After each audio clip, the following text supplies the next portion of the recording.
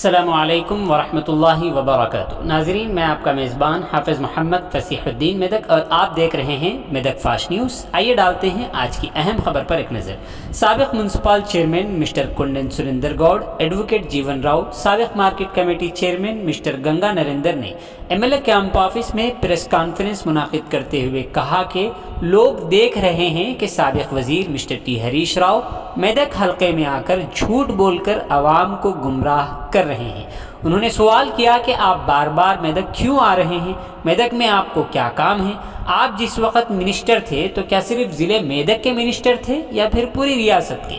उन्होंने press conference में मज़ीद कहा कि साबिक़ वज़ीर का मेदक आकर खिताब के दौरान MLA पर तनकीद करना बहुत नामुनासिब बात है। कांग्रेस हुकूमत और मकामी MLA पर 2 माह की हुक्मरानी से पहले इल्ज़ाम लगाना खुद को तनकीद का निशाना बनाना है। उन्होंने कहा कि मेदक की आवाम को 10 सालों तक करोड़ों रुपयों की मंजूरी के सिर्फ गुण गाते गए, ना कोई बजट आया और ना यहाँ कुछ डेवलप किया गया। उन्होंने मिस्टर देवेंद्र रेड्डी पर इल्ज़ाम लगाते हुए कहा कि वो कई बदउनवानियों में मुलव्विस हैं और अगर उनमें हिम्मत है तो वो एडुपायल मंदिर पहुंचकर कसम खाएं। इस प्रेस कॉन्फ्रेंस में काउंसलर आवारी शेखर, दयारा लिंगम, कांग्रेस पार्टी लीडर बुज्जा पवन, साबिक़ बल्दी काउंसलर सैयद मुनीर मुहियुद्दीन, उप्पला राजेश, भूपति यादव, स्वामी नायक, श्रीकांत के अलावा दीगर कांग्रेस पार्टी के कायदीन शरीक रहे। आइए इस सिलसिले में एक तफसीली रिपोर्ट आप हजरात के पेश है। మెదక్లో ఏం పని ఇప్పటికే మీకు ముక్కు ముఖం లేకుండా అయిపోయింది మెదక్లో. మీరు ఎందుకు వస్తున్నారు? మీరు ఒకవేళ రావాలంటే మా మెదక్ ప్రజలకు ముక్కు నేలకు రాసి క్షమాపణ చెప్పి మెదక్కు రావాలి. మీరు ఆ పని చేసినట్లయితేనే మేము మెదక్కు రావాలి. అసలు ఎందుకు వస్తున్నారని మీకు హెచ్చరిస్తున్నాను. ఈరోజు రావడంతో మీరు 100 రోజులలో చేసేది 50 రోజుల్లో చేయాలి అని అన్ని అబద్ధాలు చెప్పడం మీ లెక్క కాదు. మేము గతంలో కేసీఆర్ చెప్పిండు రుణమాఫీ చేస్తాము, 5 ఏళ్ళు అయింది కానీ ఏ రోజు రుణమాఫీ చేయలేదు. 57 ఏళ్లకు పింఛన్ ఇస్తాడు, ఏ రోజు అన్ని ఇచ్చిందా? పింఛన్లు ఏం లేదు. అదేవిధంగా ఎన్నికల స్టంట్ పెట్టుకొని బీసీ బంధు, దళిత బంధు అన్నాడు, ఏ రోజు ఏ బంధువులకు రూపాయి ఇవ్వలేడు, ఫేక్ చెక్కులు ఇచ్చి వెళ్ళిపోయాడు. నువ్వు నీ పాలననే చక్కగా లేదు. మీ పాలనలో ఏం చక్కగా ఉంది చెప్పండి? కేటీఆర్, హరీష్ రావు, కవిత, కేసీఆర్ వీళ్ళే మీ పాలన. ఏ మంత్రి కన్నా విలువ ఇచ్చిరా? ఏ ఎమ్మెల్యే కన్నా విలువ ఇచ్చిర్రా? నీ సెక్రటరీ సరిగా నడిపిర్రా? నీ కార్యాలయం సరిగా నడిపించిరా? ఈరోజు మేము కాంగ్రెస్ ప్రభుత్వం గెలిచినాక ప్రభుత్వ కార్యాలయాల్లో వాళ్ళ ముఖంలో వర్షన్స్ వచ్చింది. ఒక్కోళ్ళు అధికారులు ఎంతో సంతోషంగా ఉంటున్నారు. అప్పుడు ఏ విధంగా ఉన్నారు, ఇప్పుడు ఏ విధంగా ఉన్నారు ఒకసారి ఆలోచించండి. ఇప్పటికే నువ్వు మా మెదకు నాశనం చేసినావు. ఇంకా మా మెదక్ వచ్చి ఇంకా నాశనం చేయాలంటే ఈరోజు ఊరుకునేది లేదు. మేము కూడా దానికి తిరగబడే రోజులు దగ్గర పడ్డాయి. అసలు మీరు మానుకోవాలి. ఇప్పటికైనా మా మెదక్ వచ్చి మీరు ఏం చేసారు ఇంకా మీరు అడగండి అని మా ఎమ్మెల్యే మీద. మా ఎమ్మెల్యే నూతన ఎన్నికైదు 2 నెలలు అయింది. అయినా కూడా ఇంకా 6 నెలల వరకు ఎక్స్పీరియన్స్ వస్తుంది. తర్వాత ఏం చేయాలన్నా మీకన్నా మేము బాగా చేసి చూపిస్తాం. మీరు ఏది కూడా అన్ని అబద్ధాలే. అసలు బడ్జెట్ ఏది ఇచ్చారు మీరు చెప్పండి. ఎక్కడుంది నీ బడ్జెట్ను? SDF నిధులు అంటున్నావు. SDF నిధులు ఏడున్నాయి? నువ్వు నిధులు ఇచ్చిన నువ్వే 2 నెలల దాకా నీ ఏది టెండర్ వేసుకునే శాఖ కాకపోయాను. ఎలక్షన్ కూడా వేస్తే 5వ తారీఖు ఓడిస్తారా? నీకు ఇచ్చిన 5 కోట్లు 50 కోట్లు ఇచ్చిరని చెప్పి ముడుచుకుంటా ఓనికి ఇవ్వాలి, ఓనికి పంచాలని నీ రోజులు గడిచిపోయినాయి. అప్పటి వరకు కూడా ఓనికి పంచకపోతే అది చేసిన ఇది ఎన్ని రింగ్ రోడ్ ఏదో నీ తీసుకురా. రింగ్ రోడ్ ఎన్ని బుక్లెట్ తెచ్చి చూపి నాకు నీ ప్రతిపాదన తెచ్చినాం, డబ్బులు తెచ్చినట్టున్నావు. నువ్వు ఏడికెళ్ళి చేసినావు, వాళ్ళు ఎంత బడ్జెట్ తెచ్చినావు, ల్యాండ్ పూలింగ్ ఏడే చేసినావు నాకు చూపించాలి. ఇలా ఏమి లేకుండా ఇంక వచ్చి గొప్పలు చెప్పుకొని పోవడం కాదు. ముఖ్యంగా ఈ రోజు హరీష్ రావు రావడానికి కారణం ఆయనకు BRS పార్టీలో విలువ లేదు. ఎందుకంటే ఆయన చేయంగానే ఇలా రాష్ట్రంలో BRS ప్రభుత్వం ఓడిపోయింది. అది గట్టిగా వాళ్ళ కుటుంబానికి తెలుసు. అందరు నిలగొట్టడం ఒక్కడే నియంత్రణలాగా ఉండాలి, నాదే సాగియాలని చెప్పేసి ఉండే దృక్పథంతో ఉంటుంటే ఆయనకి ఈరోజు లేకపోవడంలో ఆయన ఖాళీ మెదక్ జిల్లాకే పరిమితం. ఒక మంత్రిగా ఉండి మెదక్ జిల్లానే తిరుగుతారా? రాష్ట్రం మొత్తం తిరగాలేను. ఎందుకు తిరుగుతలేవు?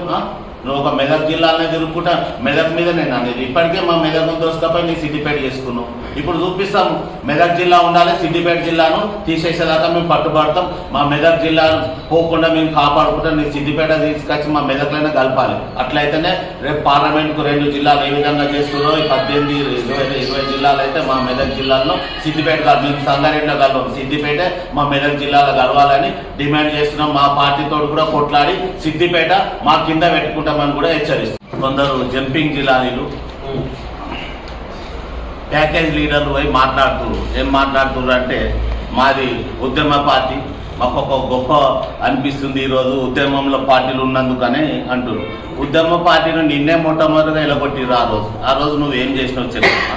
ఇంకా సిగ్గుండాలి అసలు ఉద్యమ పార్టీ నాకు ఇలా గుర్తింపు ఉందంటే అందుకు నువ్వు నిన్నే ఫస్ట్లో మొట్టమొదటిసారి ఉద్యమ పార్టీ నుంచి ఎలగొట్టిందే నిన్ను. ఇంకా అందులో ఇవన్నీ గొప్పలు ఎందుకు చెప్పుకుంటున్నావు? ఈరోజు ఉద్యమకారుల ఉసురు తలిగింది, పేదల ఉసురు తలిగే మీ ప్రభుత్వం ఓడిపోయింది. ముఖ్యంగా బీసీ నాయకుడు ఈటెల రాజేందర్ని తొలగించినప్పటి నుంచి ఈ ప్రభుత్వం పతనం ప్రారంభమైంది. అదేవిధంగా మహిళా నాయకురాలు విజయశాంతి గారిని కూడా ఎల్లగొట్టడం జరిగింది. వీళ్ళు ఎంతో మంది ఉద్యమకారులు, ఎంతో మంది నాయకులు, ఉద్యోగస్తులు వీళ్ళందరూ కూడా ఎంతో ఆ రోజు ఉద్యమ కాలంలో వీళ్ళు ఎక్కడున్నారండి? ఎవరు? నీ కవిత ఎక్కడుంది? నీ కేటీఆర్ ఎక్కడుంది? ఆ రోజు ఆర్టీసీ వారు సమ్మె చేయడం, ప్రతి వారానికి ఒక్కసారి ఆర్టీసీని బంద్ చేసినప్పుడు వాళ్ళు ఎంత కష్టపడ్డారు, వాళ్ళ కుటుంబాలు ఎంత ఇబ్బందులకు గురి చేసి మీరు ఒక్కసారి ఆలోచించారా ఎప్పుడన్నా? వీళ్ళందరూ ఉసురు జరిగే ఈ రోజు మీ పతనం ప్రారంభం. మీరు అనుకుంటున్నారు మెదక్ జిల్లాలో మేము ఎవడు గెలిచినాం, మళ్ళా పార్లమెంట్లో మేమే గెలుస్తామని. చూద్దాం మీరు పార్లమెంట్ ఎట్లా గెలుస్తారో.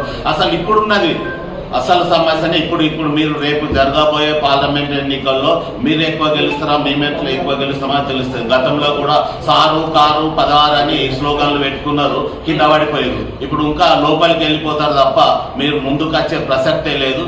మీరు ఇక్కడ నుంచి మా పైన ఆరోపణలు చేస్తే ఊరుకునే లేదు. దానికి మేము ప్రతి చర్యకు పాల్పడతామని కూడా మీకు డిమాండ్ చేస్తున్నాం, హెచ్చరిస్తున్నాం. హరీష్ రావు గారు నువ్వు మెదక్ ఫస్ట్ వచ్చుడు బంద్ చేసుకో. ఇప్పటికే మా మెదక్ను నాశనం చేసినావు. ఇప్పటికి ఇంకోసారి కూడా చెప్తున్నాం, మీరు మెదక్ వచ్చినారనుకో ఇప్పటి నుంచి మేము ఇంకా ఎక్కువ చెప్పగలుగుతాం. కాబట్టి ఇప్పటి నుంచి బంద్ చేసుకోవాలి. బంద్ చేసుకుంటే ఇక్కడ రాజకీయాలు మేము చేసుకుంటాం. మీరు అవసరం లేదు, రాజకీయం ఇక్కడ అవసరం లేదు, ఇక అయిపోయింది. మీరు బంద్ చేసుకోవాల్సింది మాకు తెలియజేస్తాం. మరి ఈరోజు టీఆర్ఎస్ పార్టీ పార్లమెంటరీ కార్యకర్తల సమావేశంలో భాగంగా మెదక్ నియోజకవర్గ కార్యకర్తల సమావేశంలో మాజీ మంత్రివర్యులు గౌరవ మెదక్ శాసనసభ్యులైనటువంటి మా ప్రియతమ నాయకులు రోహిత్ గారి పైన చేసినటువంటి విమర్శలను పూర్తిగా ఖండిస్తూ ఉన్నాం. మరి రోహిత్ గారు శాసనసభ్యులుగా ఎన్నికై ఇంకా 2 నెలలు గడవక ముందే మాజీ మంత్రివర్యులు ఆగమేఘాల మీద ఈ నియోజకవర్గాన్ని 2 సార్లుగా పర్యటన చేయడం జరిగింది. 2 సార్లు కూడా ఈ యొక్క మా ఎమ్మెల్యే గారిని లక్ష్యంగా చేసుకొని వారి విమర్శలు సంధించడం పట్ల వారి యొక్క స్వీయ మానసిక ఆందోళన ఏందో మాకు అర్థమవుతా ఉన్నది. ఇలా రాష్ట్ర వ్యాప్తంగా మెదక్ నియోజకవర్గం ఓడిపోయి పరువు తీసుకోవడమే కాకుండా మరి మెదక్కు వచ్చి మరి నాడు అధికారంలో ఉన్నప్పుడు కూడా అనేక రకాలైనటువంటి అబద్ధాలు ఆడి నేడు మళ్ళీ అధికారం కోల్పోయినాక కూడా మళ్ళీ అవే అబద్ధాలతో ఇక్కడ ఉన్నటువంటి మచ్చలేని నాయకుడు రోహిత్ గారిపై బురదల్లే ప్రయత్నం ఏదో చేస్తా ఉన్నారో ఇక్కడ ఉన్నటువంటి ప్రజలు గమనిస్తా ఉన్నారు. గడిచిన 10 ఏళ్లుగా శాసనసభ్యురాలుగా కొనసాగినటువంటి పద్మా దేవేంద్ర రెడ్డి గారు ఈ నియోజకవర్గానికి చేసినటువంటి అభివృద్ధి శూన్యమనే ఇవాళ అధికారాన్ని అడ్డుపెట్టుకుని డబ్బును అడ్డుపెట్టుకుని ఇక్కడ ఉన్నటువంటి 27 ఏళ్ల యువకుల్ని 25 ఏళ్లుగా రాజకీయాల్లో ఉన్నటువంటి పద్మా దేవేంద్ర రెడ్డి గారు సిద్దిపేట యంత్రాంగం అంతా కూడా ఇక్కడ పనిచేసినప్పటికీ కూడా ఓటమి చవిచూసినటువంటి వ్యక్తులు నాయకత్వం మీది. ఇంకనే ఆ ఓటమి చవిచూసినప్పటికీ కూడా మీకు ఇంకా మరి బుద్ధి రావడం లేదంటే ఇంకా మీకు ఏం చేస్తే మీకు జ్ఞానం కలుగుతుందని చెప్పేసి సందర్భంగా తెలియజేస్తా ఉన్నాం. కార్యకర్తల సమావేశం పెట్టుకున్న చాలా మంచిగా ఉంది. ఓటమి గల కారణాలను సమీక్షించుకుంటారేమో అనుకున్నాం. అసలు ఎక్కడ ఓడిపోయినాం, ప్రజలు ఎక్కడ మోసం చేసినాం, మరి ఎక్కడ మేము దోచుకున్నాం, ఎక్కడ మేము ప్రజల్ని ఇలా దోపిడీ వల్ల ఇక్కడ మమ్మల్ని ప్రతిపక్ష పాత్రలు కూర్చోబెట్టారు, మరి ఎందుకు ఇవ్వాలనేటువంటి పరిస్థితి ఏర్పడ్డదని సమీక్ష నిర్వహించుకోవాల్సింది పోయి మరి మెదక్కు నిధులు వచ్చినాయి, ఆ నిధులన్నీ కూడా వెనక్కి తిరిగిపోతా ఉన్నాయని చెప్పేసి ఇలా అబద్ధాలతో మెదక్ ప్రజలు మరొకసారి మభ్యపెట్టే ప్రయత్నం చేస్తూ మరి ఇక్కడ ఉన్నటువంటి స్థానిక శాసనసభ్యుల మీద చేసినటువంటి ఆరోపణలు తీవ్రంగా మరి ఇక్కడ ఉన్నటువంటి స్థానిక కాంగ్రెస్ పార్టీ నాయకత్వం తీవ్రంగా ఖండిస్తా ఉంది. ముఖ్యంగా చూసుకున్నట్టయితే మరి 7,100 కోట్ల రూపాయలతో మరి నిధులు వచ్చినా తిరిగిపోయినాయని చెప్తా ఉన్నారు. అయ్యా మరి మీరు అనుభవజ్ఞులు, మంత్రిగా పనిచేసారు, మరి నాడు ప్రతిపక్షంలో ఉన్నారు, మొన్నటి వరకు అధికారంలో ఉన్నారు, మళ్ళీ ప్రతిపక్షానికి పోయి 2014 డిసెంబర్ 17వ తారీఖు నాడు మాజీ ముఖ్యమంత్రి వర్యులు హెలికాప్టర్ ద్వారా ఏరియల్ వ్యూ చేపట్టి అక్కడ గణపురం ఆనకట్టను ఏడుపాయలను ఏరియల్ వ్యూ ద్వారా చూసి 7,100 కోట్ల రూపాయల నిధులను కేటాయిస్తామని చెప్పేసి 2014 చెప్పినటువంటి ముచ్చట. మరి 10 ఏళ్లుగా 100 కోట్ల రూపాయలు ఎటు పోయినాయి? ఆ 100 కోట్ల రూపాయలు ఏడుపాయల మరి ఎక్కడ డెవలప్ జరిగింది అనేది మీ పక్కనే ఉన్నటువంటి ఇటీవలే ప్రజలు తిరస్కరించినటువంటి నాయకురాలు ఎవరైతే ఉన్నారో పద్మా దేవేంద్ర రెడ్డి గారు ప్రశ్నించాలనే ప్రశ్నను ఇలా మా ఎమ్మెల్యే గారిని ప్రశ్నించడం నిజంగా కూడా శోచనీయమని తెలియజేస్తా ఉన్నాం. 100 కోట్ల రూపాయలు ఎక్కడ కూడా నిధులు మంజూరు కాలేదు. 100 కోట్ల రూపాయలు ఇస్తున్నామని చెప్పేసి కాగితాల వరకు పరిమితం చేసి మొన్నటి ఎన్నికల్లో మీరు లబ్ధి పొందే ప్రయత్నం చేస్తే కూడా ప్రజలు మిమ్మల్ని తిరస్కరించారు. 100 కోట్ల రూపాయలు ఇప్పటివరకు 7 రూపాయలు నిధులు రాలేదు కదా. జాతరకు వచ్చినటువంటి ఏదైతే స్పెషల్ గ్రాంట్ కింద వచ్చినటువంటి నిధులలో కూడా దేవేందర్ రెడ్డి లాంటి వ్యక్తులు ఇలా అందులో హస్తం ఉండి ఆ జాతర పనుల అభివృద్ధి పనులలో కూడా డబ్బులు తిన్నటువంటి గనుడు అవినీతి పరుడు మీ పక్కనే ఉన్నటువంటి దేవేందర్ రెడ్డి గారిని అడగాల మరి 7 రూపాయల నిధులలో నువ్వు ఎంత తిన్నావని చెప్పేసి. మరి ముఖ్యంగా మరి మెదక్కు సంబంధించినటువంటి రింగ్ రోడ్డు విషయంలో పూర్తిగా అబద్ధం, అవాస్తవం.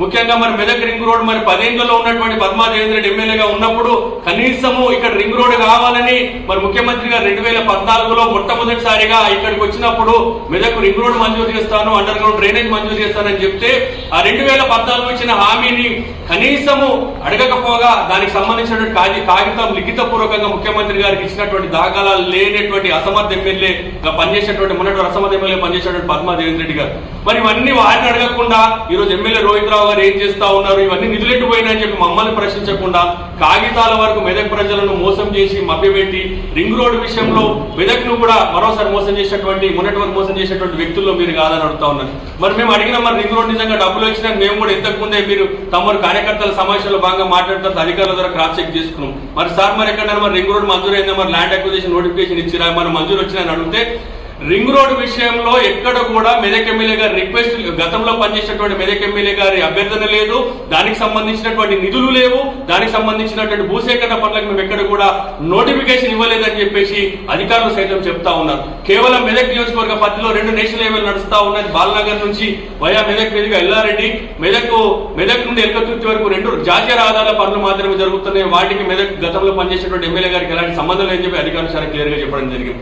మరి 10 ఏళ్లలో మీరు అభివృద్ధి చేసిన చెప్పుకునేది పోయి మీరు ఓటమి సమీక్షలు చేసుకునేది పోయి మరి ఈ రోజు ప్రజలు ఈ రోజు ఎన్నుకొని మరి నిస్వార్థంగా సేవ చేస్తున్నటువంటి ప్రజల మధ్య దూసుకెళ్తా ఉన్నాడు ఎమ్మెల్యే రోహిత్ రావు గారు. అయ్యా మాకు భవిష్యత్ మరి శూన్యం అయిపోయింది, భవిష్యత్తులో మేము ఇక్కడ రోహిత్ రావు గారు ఢీకొట్టే పరిస్థితి లేదని చెప్పేసి ఇప్పటి నుండే భవిష్యత్ 5 ఏళ్ళ ఎలక్షన్ల కోసం మీరు ఒక పన్నాగాలు వంతున్నారో ప్రజలు గమనిస్తా ఉన్నారు. గడిచిన 10 ఏళ్లుగా మీరు ఏ కార్యాలయం తీసుకుపోయినప్పుడు కూడా పక్క నుండి సపోర్ట్లు కొట్టినటువంటి ఎమ్మెల్యేని చూసి ఇప్పుడు కానీ ఈ రోజు నిలదీసి మీ దగ్గర తరలిపోయినటువంటి కార్యాలయాలన్నీ కూడా మా ఎమ్మెల్యే గారు మెదక్ ఎమ్మెల్యే తిరిగి మెదక్ తీసుకురాబోతా ఉన్నారు.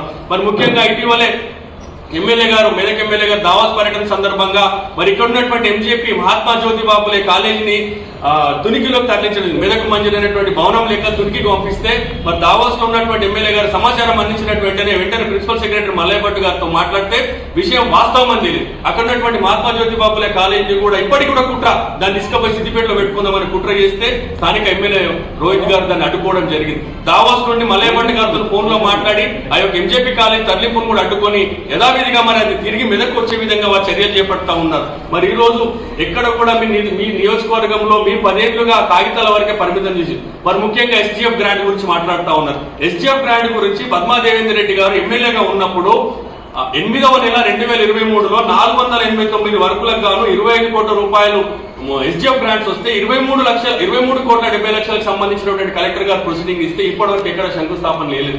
ఇవన్నీ కేవలం ఎందుకు ఆపారంటే 489 వర్కులలో దేవేంద్ర రెడ్డి గారికి సంబంధించినటువంటి వాటా డిసైడ్ కాలేదు కాబట్టి ఆ కాంట్రాక్ట్ పనిలో వెంటనే ఎన్నికల కోడ్ వస్తుంది కాబట్టి ఆ కాంట్రాక్టర్ వాటా డిసైడ్ కాలేదు కాబట్టి అవి ఎక్కడ పోయినాయి, అవి ఎందుకు ప్రారంభించలేకపోయింది. మీ హయాంలో కలెక్టర్ గారు 489 వర్కులకు శాంక్షన్లు ఇస్తే ఇప్పటివరకు ఎక్కడ కూడా దాన్ని ఆచరించింది లేదు.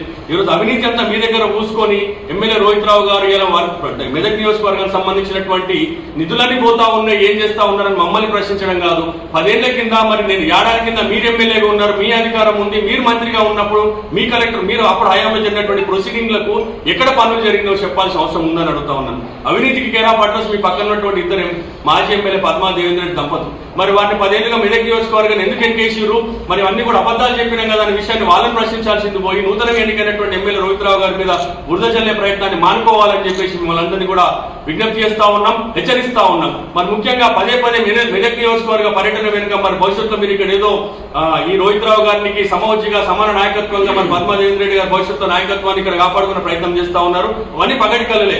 ప్రజలు ఏదైతే 10 ఏళ్ళు వారి పాలనలో విసిగిపోయి మాకు మాకు ఏదైతే అద్భుతమైనటువంటి మెజార్టీస్ మమ్మల్ని గెలిపించుకున్నప్పుడే ఈ భవిష్యత్తులో ఎప్పుడు కూడా మెదక్ ఎమ్మెల్యే కారు కూడా చెప్పి తెలియజేస్తా ఉన్నాం. ముఖ్యంగా పార్లమెంట్ ఎన్నికల సందర్భంగా కూడా ఈ పార్లమెంట్ నియోజకవర్గంలో కాంగ్రెస్ పార్టీ క్యాడర్ చాలా బలంగా ఉంది.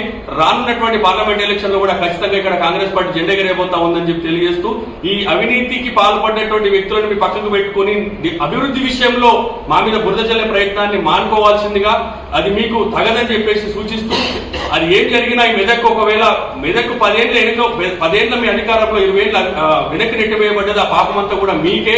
ఇవన్నీ కూడా మేమంతా కూడా ప్రక్షాళన చేస్తా ఉన్నాం. దానంతా కూడా ప్రక్షాళన చేస్తే ఎమ్మెల్యే గారు ప్రతిరోజు కూడా ఇక్కడ క్యాంపు కార్యాలయంలో ప్రజలకు అందుబాటులో ఉంటూ మరి సమీక్షలు నిర్వహిస్తూ నియోజకవర్గంలో ఎక్కడ అభివృద్ధి లోపం జరిగింది, అభివృద్ధిని ముందుకు తీసుకెళ్లే ప్రయత్నం చేస్తా ఉన్నారు. కాబట్టి వారి అభివృద్ధిని ఇలా చేస్తున్నటువంటి అభివృద్ధిని చూసి ఒరవలేకనే ఇలా పదే మెదక్కు వచ్చేసి ఎమ్మెల్యే రోహిత్ రావు గారి మీద ఇటువంటి అసత్య ప్రచారాలు చేయడం అనేది పూర్తిగా ఖండిస్తా ఉన్నాం. ఇటువంటి అబద్ధ ప్రచారాలు, అసత్య ప్రచారాలు మానుకోవాలి.